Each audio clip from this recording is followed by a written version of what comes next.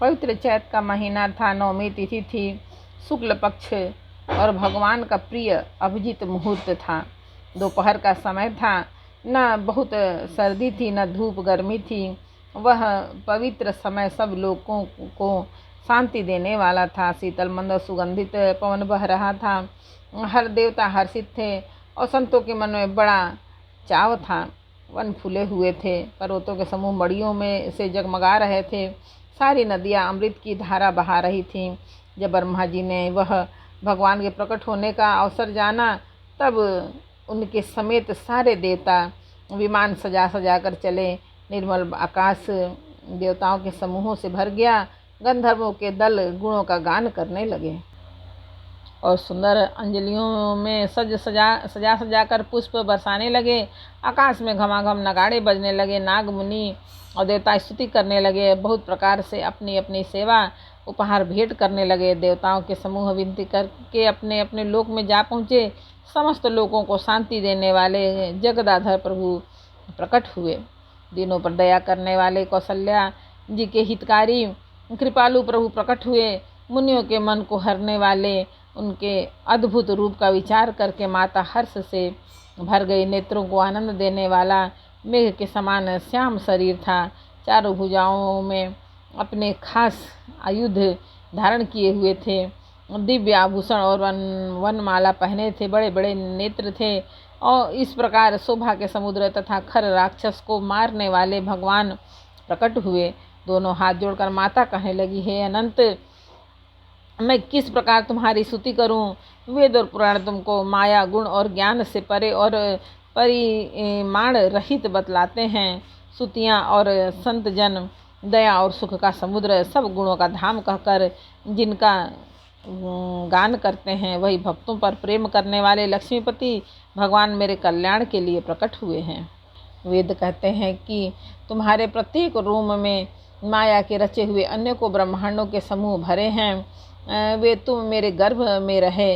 इस हंसी की बात के सुनने पर धीर विवेकी पुरुषों की बुद्धि भी स्थिर नहीं रहती, विचलित हो जाती है। जब माता के ज्ञान उत्पन्न हुआ तब प्रभु मुस्कुराए। वे बहुत प्रकार के चरित्र करना चाहते हैं, अतः उन्होंने पूर्व जन्म की सुंदर कथा कहकर माता को समझाया, जिससे उन्हें पुत्र का वात्सल्य प्रेम प्राप्त हो, भगवान के प्रति पुत्र भाव हो जाए। माता की वह बुद्धि बदल गई। तब वह फिर बोली, हे तात, यह रूप छोड़कर अत्यंत प्रिय बाल लीला करो मेरे लिए, यह सुख परम अनुपम होगा। माता का यह वचन सुनकर देवताओं के स्वामी सुजान भगवान ने बालक रूप होकर रोना शुरू कर दिया। तुलसीदास जी कहते हैं कि इस चरित्र का गान करते हैं, जो इस चरित्र का गान करते हैं वे श्री हरि का पद पाते हैं और फिर संसार रूपी कूप में नहीं गिरते। ब्राह्मण, गौ, देवता और संत के लिए भगवान ने मनुष्य का अवतार लिया। वे अज्ञानमयी मलिना माया और उसके गुण सतरजतम और बाहरी तथा भीतरी इंद्रियों से परे हैं। उनका दिव्य शरीर अपने इच्छा से ही बना है, किसी कर्म बंधन से परवश होकर त्रिगुणात्मक भौतिक पदार्थों के द्वारा नहीं। बच्चे के रोने की बहुत ही प्यारी ध्वनि सुनकर सब रानियाँ उतावली होकर दौड़ी चली आईं। हाँ, दासियाँ हर्षित होकर के जहाँ तहाँ दौड़ी। सारे पुरवासी आनंद में मग्न हो गए। राजा दशरथ जी पुत्र का जन्म कानों में से सुनकर मानो ब्रह्मानंद में समा गए। मन में अतिशय प्रेम है, शरीर पुलकित हो गया है। आनंद से अधीर हुई बुद्धि को धीरज दे करके और प्रेम में शिथिल हुए शरीर को संभाल कर वे उठना चाहते हैं। जिनका नाम सुनते ही कल्याण होता है, वही प्रभु मेरे घर आए हैं। यह सोचकर राजा का मन परम आनंद से पूर्ण हो गया।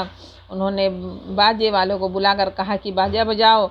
गुरु वशिष्ठ जी के पास बुलावा गया। वे ब्राह्मणों के साथ लिए राजद्वार पर आए। उन्होंने आज जाकर अनुपम बालक को देखा, जो रूप की राशि और जिनके गुण कहने में से समाप्त नहीं होते।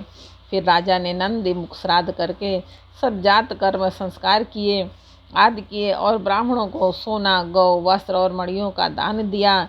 ध्वजा, पताका और तोरणों से नगर छा गया। जिस प्रकार से वह सजाया गया उसका तो वर्णन ही नहीं हो सकता। आकाश में फूलों की वर्षा हो रही है, सब लोग ब्रह्मानंद में मग्न हैं। स्त्रियां झुंड के झुंड मिलकर चली, स्वाभाविक श्रृंगार किए ही वे उठ दौड़ी, सोने का कलश लेकर और थालों में मंगल द्रव्य भरकर गाती हुई राजद्वार में प्रवेश करती हैं। वे आरती करके निछावर करती हैं और बार बार बच्चे के चरणों पर गिरती हैं। मागध सूत वंदीजन और गवये रघुकुल के स्वामी के पवित्र गुणों का गान करते हैं। राजा ने सब किसी को भरपूर दान दिया, जिसने पाया उसने भी नहीं रखा, लुटा दिया। नगर के सभी गलियों के बीच बीच में कस्तूरी, चंदन और केसर की कीच मच गई। घर घर मंगलमय बधावा बजने लगा, क्योंकि शोभा के मूल भगवान प्रकट हुए हैं। नगर के स्त्री पुरुष के झुंड जहाँ तहाँ आनंद मग्न हो रहे हैं। केकई और सुमित्रा, इन दोनों ने भी सुंदर पुत्रों को जन्म दिया। उस सुख, संपत्ति, समय और समाज का वर्णन सरस्वती और सर्पों के राजा शेष जी भी नहीं कर सकते। अवधपुरी इस प्रकार सुशोभित हो रही है, मानो रात्रि प्रभु के मिलने आई हो, और सूर्य को देखकर मानो मन में सकुचा गई हो, परंतु फिर भी मन में विचार कर वह मानो संध्या बनकर रह गई हो। अगर के धूप का बहुत सा धुआं मानो संध्या का अंधकार है, और जो अबीर उड़ रहा है वह उसकी ललाई है। महलों में जो मड़ियों के समूह है वे मानो तारागण हैं। राजमहल का जो कलश है वही मानो श्रेष्ठ चंद्रमा है। राजभवन में जो अति कोमल वाणी से वेद ध्वनि हो रही है वही मानो समय से समयानुकूल सनी हुई पक्षियों की चहचहाहट है। यह कौतुक देखकर सूर्य भी अपनी चाल भूल गए। एक महीना उन्होंने जाता हुआ न जाना, अर्थात उन्हें एक महीना वहीं बीत गया। महीने भर का दिन हो गया, इस रहस्य को कोई नहीं जाना। सूर्य अपने रथ सहित वहीं रुक गए। फिर रात किस तरह होती। एक बार बोलो रामायण मैया की जय। रामचरितमानस के बालकांड का 5वां समर्पण। जय श्री राम जानकी पवन पुत्र बजरंगबली भोलेनाथ माता जय भगवान।